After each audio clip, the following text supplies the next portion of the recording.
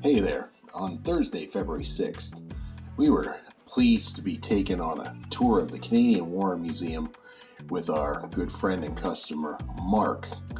Mark was a volunteer at the Canadian War Museum and now is an employee of the Canadian War Museum, and his specific area is the restoration of armored vehicles and other trucks and whatnot that are on display at the museum. So we are fortunate that Mark, being a modeler, was able to take us around the place and show us things of particular interest to modelers. And we focused on a few of the things that have come out recently in kits, like Andy's Hobby Headquarters M113 and the Universal Carrier. So I show you some pictures of the general layout and some of the tanks that are on display, and then we talk to Mark about specifics about some of the things we're looking at.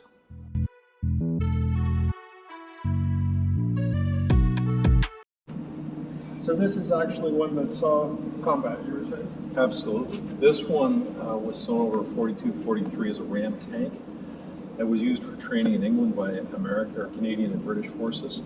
Come D-Day, we had actually borrowed some M7 priests that were defrocked. The guns were taken off of them. We used them as an APC, and our General Simmons thought that was a great way to go. So these with the 6-pounder were not in a position to deal with the German tanks. Right. So they took 200, they pulled the turrets off of them, they gutted the turret mechanisms, and they used them to carry infantry. And they could carry upwards of 10 to 12 soldiers. I didn't think you get that many guys in here. Yeah. We had this down in Oshawa last year, and it turns out you can. Now, did they make any, is there any seating for them or anything? They Nothing. Jammed them all in there. No soft surfaces, nothing. Right. Put all your guns on and packs on the sponsons and stand and use your legs as cushioning. Okay, so, yeah. So yeah, not comfortable, but very, very safe because it has a lot of armor. So 200 of these went over, were converted. 100 we gave to the British. So you'll see like the Argyll Regiment stuff for them. When you start looking at pictures in World War II, you start to see like kangaroos become prevalent. You start to see pictures of them everywhere with Canadian forces and British forces. Two versions of them. This is the earlier one with the 30 cal turret. Right. So if you're modeling it, you want to start with I believe a Bronco kit of the Ram and use the hull for that. The Gecko one has a raised hull and a ball mount for the machine gun. We kept those for ourselves, Right. and we gave the British these Okay. because the ball mount was a little more comfortable to use for the commander.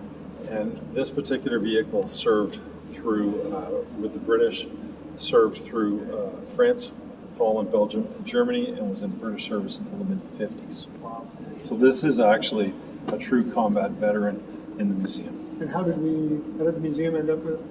Long story short, but there was an American collector that really wanted our Panzer I. We didn't use or see much action against the Panzer I. Right. So historically, it had less value for us at the museum. Right. And a fellow in the States named Jacques Littlefield Yep. wanted it for his collection. Okay. And he sourced all over the world to get us a selection of Canadian vehicles. The Wow. M3, the M5, this, Staghound, and I think about 5 or 6 other vehicles. So we traded that one little Panzer for about 150 tons worth of armor. So just like you and I swapping model kits. Just like in you and I one-to-one swapping scale. model kits, exactly. They did a 1-to-1 scale. And is this a runner or could it be? This is a runner. Wow. Yeah, it's got a radial engine, an R975 Continental. So it's got a roughly 1,000 cubic inch or 16 liter radial aircraft air-cooled engine. Makes a huge amount of noise, Not bad. and it's amazing to drive. I'll bet. Like the power that the engine has is very well suited. It's lots of low end torque, and it moves us around really, really nicely. So this is really a treat to drive. Now, would there have been a crew, driver and gunner of this, or like would they have stayed with it, or would they have transported people, gone back, picked up more, and gone back? And So it would have been a commander gunner. So the commander operated the 30 cal, and would have had a driver, and that's the only crew in this vehicle. Okay. And yeah, if they're going long distances, they'd stay with the infantry, but they could also ferry infantry if they needed to. But I think what you'd probably see is you'd probably see them moving infantry from space to space and collect them as needed. Very cool. This was a big deal because you could keep your infantry and your tanks together. You these tanks without infantry Right. are pretty unprotected. Right. So you had the speed and the mobility. You didn't have to have infantry in soft skid vehicles or on foot trying to keep up with armor. Right. You could put them in this and stay all together. So it's a very effective vehicle. Very cool. The first heavy armored personnel carrier from the war. Cool. Walking through the museum, modelers can see all kinds of inspiration for models that have been out before or just recently released. There's all kinds of subjects in here that you can research and look at the real item, grasp the actual size and the textures and all the interesting details of the model to get inspiration for doing your own models. Our Canadian War Museum is just full. It's a treasure full of inspiration and research for modelers.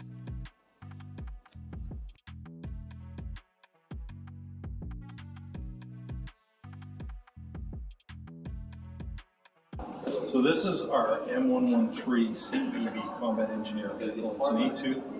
So on the back, you'll see it's got the additional tank, so the fuel system's been moved to the back instead of the inside. So if you're modeling this as an A2, you'll want to get an Academy kit or the Tamiya Desert kit that has those A2 tanks on it. As a combat engineering vehicle, this has a dozer blade. It has an air wheel for hydraulic or air tools, I should say. And it also has an auger. And the auger is a big drill if you're making tents, any type of temporary structures, barricades, that type of thing. This vehicle could come in and do that. The base version underneath all the exterior stuff is the 113. And this 113 has a couple of things on it that are for a later use. You'll notice it's got wire cutters on both sides to protect the crew. It does have a pintle mount for a 50 caliber on the commander's hatch. And this one for troops in the back, it's not open, but basic benches on the back. Basically what you're going to see on the Andy Hobby Headquarters 16th or any of the Italeri Tamiya Academy kits. So they're all pretty similar. To flip over behind you, this is what we call a T-Lab or an M113A3. So this has a lengthened hull with 6 road wheels.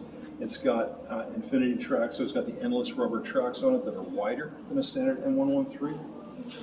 It's got a Grizzly turret on it with a 50 caliber machine gun and a 30 caliber machine gun. And inside it's got the mine resistant seating where the seats are actually suspended and attached to the sides. So IEDs or mines underneath the vehicle will have less of a transition into the troops in the back of the vehicle. So this is also a combat engineering vehicle with the same equipment that the 113 has. It has a large toolbox on the top, and offensively this has the turret that allows the commander and the gunner to have a little more defensive power when they're setting this up.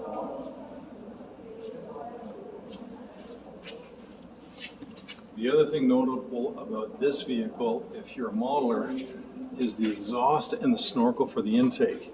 So this has a much more powerful motor in it, and it's got an Allison differential that allows this to do some things more like a Leopard than a 113. So it's actually quite a bit more maneuverable.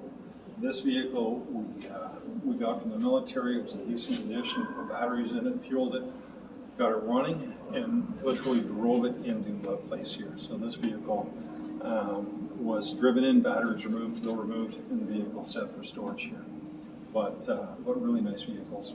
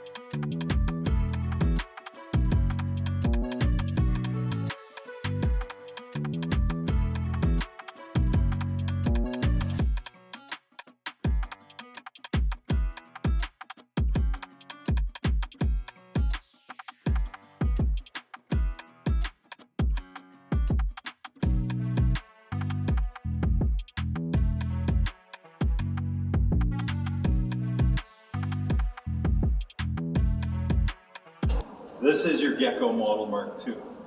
So I don't know if it's got every piece on the Gecko to do it, but this is the Mark II. It has a slightly different headlight arrangement. The seats are a little bit different for the Commander. The armor's slightly different. The battery's been moved from this side to that side, and this vehicle you see also has a grab handle on the back for troops in the back. Aside from that, same transmission, same engines, same track system, both great mobility and ability to get into territory and traction conditions that a lot of vehicles simply can't. This particular one is done up with a 19 set. It's got the radio antennas, it's got the radio kit in it. And so you'd have a crew of 3 on this. You'd have the commander, the driver, and a radio operator. And this is the runner. They're both runners. Both runners. We have no shortage of running universals, and we will have a lot more shortly. And is this the original paint on this? Probably not the original, but that was a really common way to paint vehicles after the war. Right.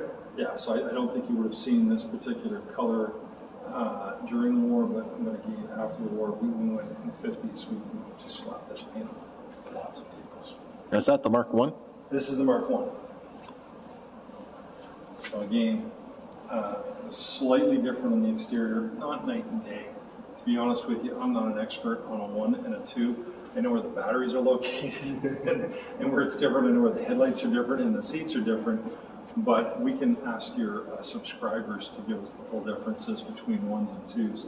But this is a Mark I. Of note on this particular vehicle, really small detail. There's a circular plug to the side of the Commander. So this small plug denotes this as a flamethrower. So this had a Ronson flamethrower as a test vehicle. Upstairs we have a Wasp with a flamethrower on it. This was a test vehicle for the Ronson flamethrower. So we're about to convert this back to the Ronson flamethrower. We've got the tanks and the projectors. When we do that, this Mickey Mouse European camo scheme will no longer be correct, and we'll repaint this into the period correct colors that the flamethrower had. The Ronson was tested, the Wasp was actually used, but we do have, like this was built as a flamethrower, so we're going to take it back to a flamethrower. This is the vehicle that every year people see running up and down because it was run so well and is so consistent. Last year, before we put it away, we had to remove a link on each side of the tracks because the tracks and the track pins will wear and stretch. And at some point, you can't adjust the tracks any further, so you take a link out. So not terribly difficult, but it's a little bit time consuming, needs a little bit of muscle. But take a link out, tighten it back up, and it gives you the ability to retension the tracks. I've done it many times. Have you? Only this big. Yeah, only this big. So Andy's has announced they're doing the Mark I as a kit as well. Oh, really? So one would assume that they're going to do, somebody will do an aftermarket to turn it into the flamethrower. So that would be kind of neat. That would be pretty awesome. My guess is it'll be a Wasp because that was the most common flamethrower on Mark I. But yeah, I'm excited at the idea. And the engine is pretty decent. We do have some of the staff that have been building the Gecko Mark II. And the thing that has confounded is there are filters in the engine bay on this that are not provided in the Gecko kit. Late war, post-war ads. So if you buy the Gecko kit, you're all good without the oil filter. If you want to add it, I'm sure you'll be able to find sources of various filters on these vehicles. What is this right here? No idea.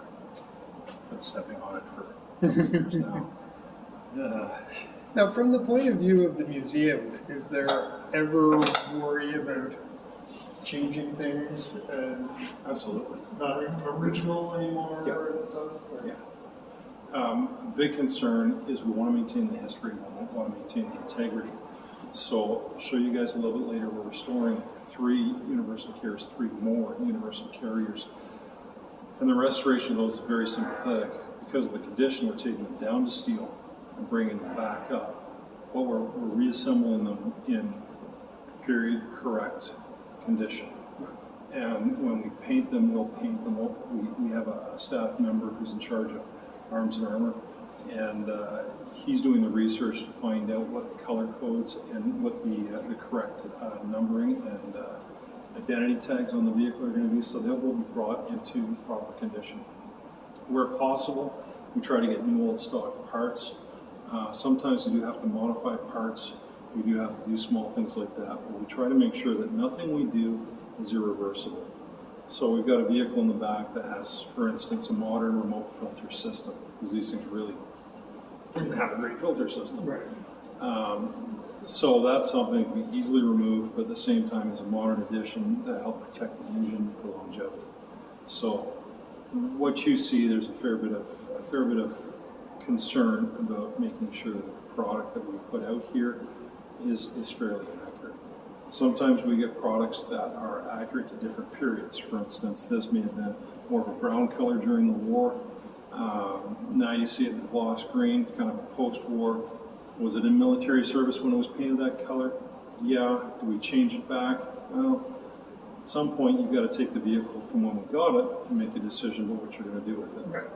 You know, so that particular vehicle, and it's not on my list to make any color changes to it. The finish is in good shape. The vehicle's in good shape. Yeah. This vehicle is also in good shape, but it was repainted here as a general universal carrier, so it was given the European Mickey Mouse scheme. We will not keep the Mickey Mouse scheme when we put the Watson back in because it's an incorrect scheme. Right. So we'll source to make sure that this is the correct green as well. And then we'll make sure that this vehicle, when it comes back out with the flamethrower, is period correct for when it was being trialed. Very cool.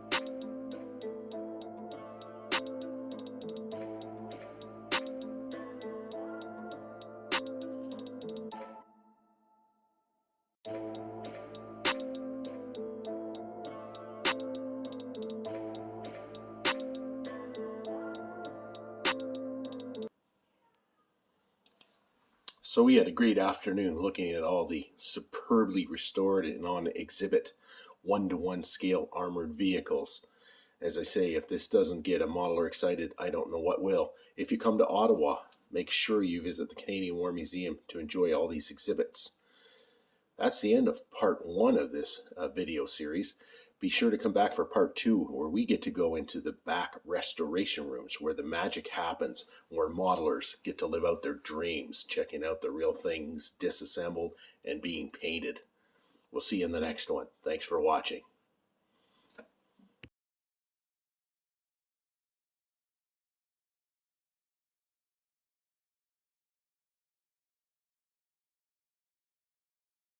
Okay, don't forget, please subscribe, slap that bell, hit that like button, and join Team Hobby Center.